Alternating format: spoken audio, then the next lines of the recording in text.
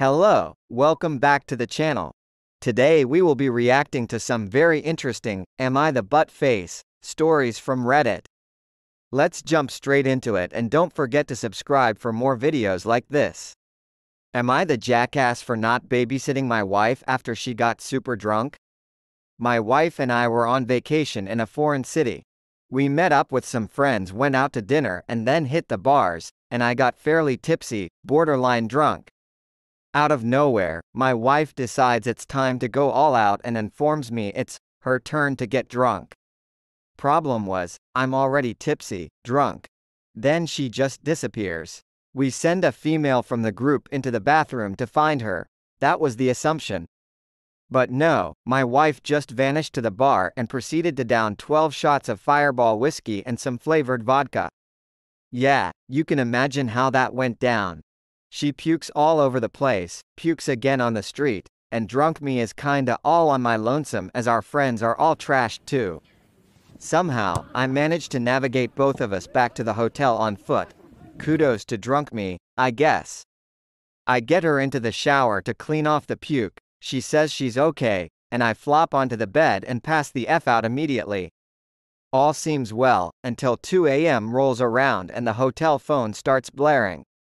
As I'm groggily trying to figure out what's happening, I get out of bed and I realize my feet are literally wading in water on the carpet, 2 inches deep. She passed out in the shower, not a bathtub, shower only, and her ass perfectly blocked the drain in the floor. It ended up flooding our entire hotel room and leaking out into the hallway and into someone else's room, who presumably called the hotel staff. We managed to get ourselves dressed, hotel staff comes up to talk, and we're shuffled to a new room without a watery carpet. No real consequences and we're not charged any fees. But here's the crux of the issue. My wife turns around and blames me for the entire circus. Apparently, I should have been more attentive and made sure she got out of the shower. She said she was okay, and sounded coherent at this point. Besides, I was drunk as F too. I guess I would get it if she didn't spring this on me after it was too late for me to not drink. So am I the jackass? What do you guys think? Please leave your opinions in the comment section. I think he was somehow at fault because he was the reasonably sane one of the two. And he is the one who put her in the shower. Thank God that no one was hurt, but the situation could have easily gone south for his wife. Am I the butt face for getting annoyed when my partner didn't answer the door? I am from the UK and I live with my partner and I work from home. Normally if I get something delivered to my home I can answer the door and grab it. My girlfriend starts work later than me, so she has all morning and a little of the afternoon free since she only works part-time currently. I was waiting for a delivery which my girlfriend knew about. I had been given a rough time but nothing specific, so I knew it was to be delivered between yesterday and today, which my girlfriend knew about. I got called into an important meeting late yesterday morning. While I was in the meeting I heard a knock at the door. I couldn't leave the meeting but figured it was no big deal since my girlfriend was home. After the meeting I left my office and asked my girlfriend where my package was. She asked what package and I mentioned the one that had been delivered. She just said she didn't answer the door because she doesn't like answering the door when someone knocks.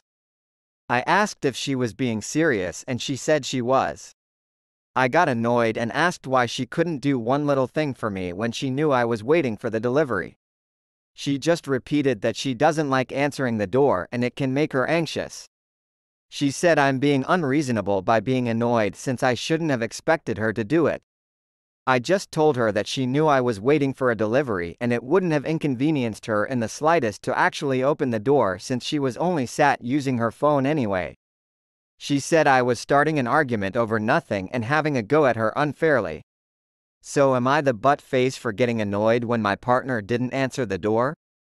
In my opinion you reacted, like any normal person would react, so no, I don't think you were the butt face in this scenario.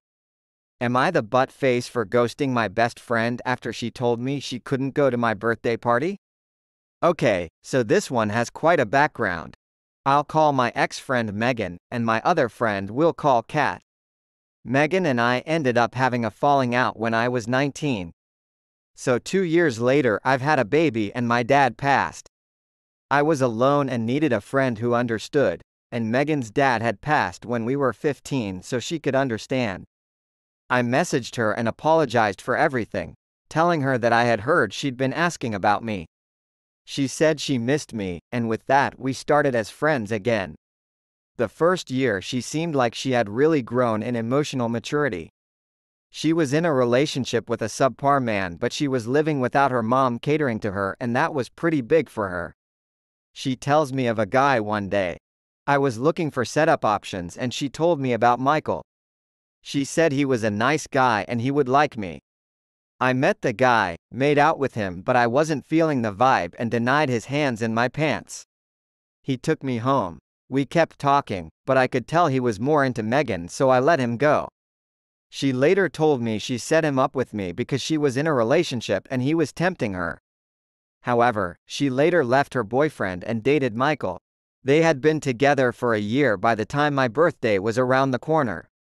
For the first time in my life, I was having a real birthday party and I wanted all of my friends to come. My friend got me a free room at the local casino. My birthday is in October, so it was a costume party. I told Megan I wanted to invite Kat and she said she wouldn't be able to go then, if Kat didn't make nice and message her saying it's okay. I wanted all of my friends there, so Kat did that for me, despite hating Megan still. Megan became upset when Kat wouldn't accept her friend request on Facebook. It started to sound like Megan was using the situation to her advantage to spark up a friendship with Kat again. I already started to feel some type of way because she was making this difficult. Megan ends up agreeing that she's feeling better about going to my party, buys a couple's costume online. 2 days before my party she messages saying she doesn't feel up to going. I poke around and she confesses she's worried she won't be the sexiest one at my party, and she'll get jealous. So she can't go now. I have facilitated her birthday parties for years and been to everyone that we were friends for. She's one of those birthday month people, the whole month, not a day. She told Kat that it was such a bummer she couldn't go. She didn't disclose why she wasn't going to Kat, because she had already bought a costume. A costume, not because it would hurt my feelings. I blocked her messages and deleted her on all my socials. It's been a year now and I do miss her pretty often because we would talk about unhinged thoughts and gossip. But she simply wasn't a good friend to me. So, am I the butt face this time? In my opinion, I feel you were not wrong because she was clearly trying to use you to achieve her own selfish desire. Kudos to you for taking a stand against toxic friendships. Please, leave your opinions and advice in the comment section. I would love to know what you guys think about the various stories. Also, do not forget to subscribe and like this video. See you in the next video.